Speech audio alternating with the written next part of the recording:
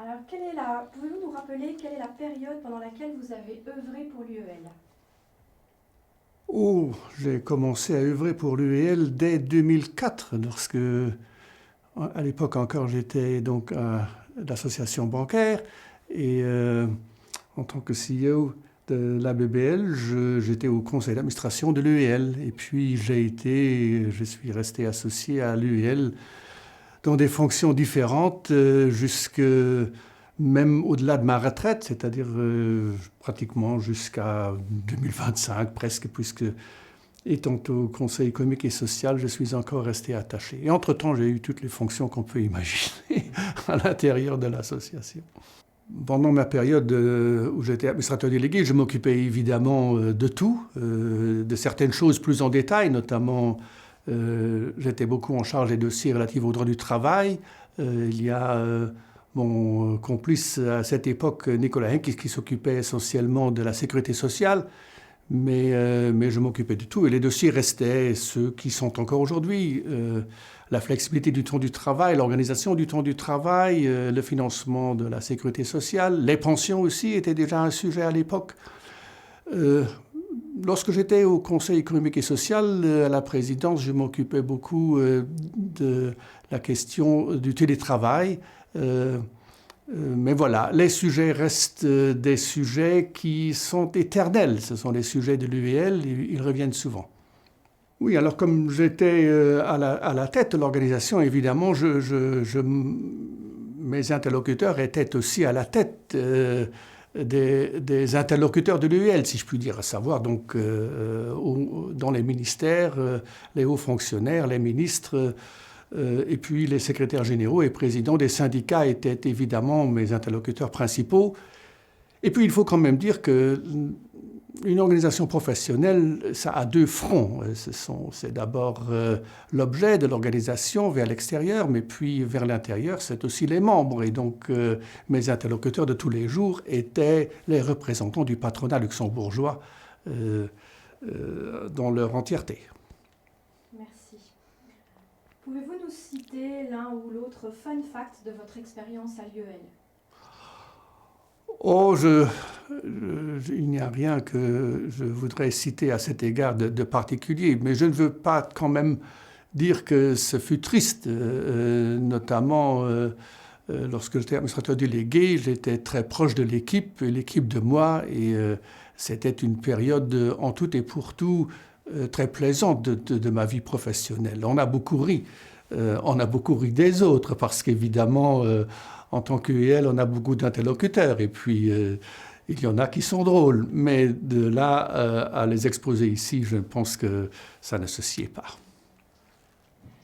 Comment voyez-vous le rôle des organisations d'employeurs dans les prochaines années? Ben, c'est un peu à eux de le décider.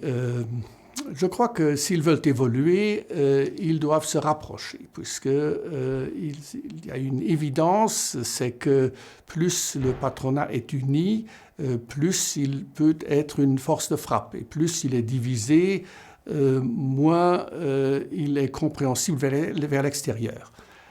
Et puis, l'autre défi d'une organisation patronale, c'est toujours de rester bien attaché à ses membres, à savoir les entreprises qu'ils représentent. Donc il faut avoir la tête dans la politique et la pied dans les entreprises en tant qu'organisation professionnelle, mais lorsqu'on veut avoir une influence, il faut politiquement rassembler, sinon on n'a pas d'importance. Je pense que pour les membres de l'UEL, il est très utile de se référer, lorsqu'ils pensent à l'UEL, à l'Union européenne. Comme on le sait, toute union ne peut fonctionner que lorsqu'on est unis. Nous savons tous que si cette Union européenne veut fonctionner, si elle veut avoir un impact, si elle veut continuer d'exister, si elle veut avoir un avenir, il faut qu'elle rassemble, il faut qu'elle s'unisse, et il faut que les profils individuels perdent évidemment doucement en importance.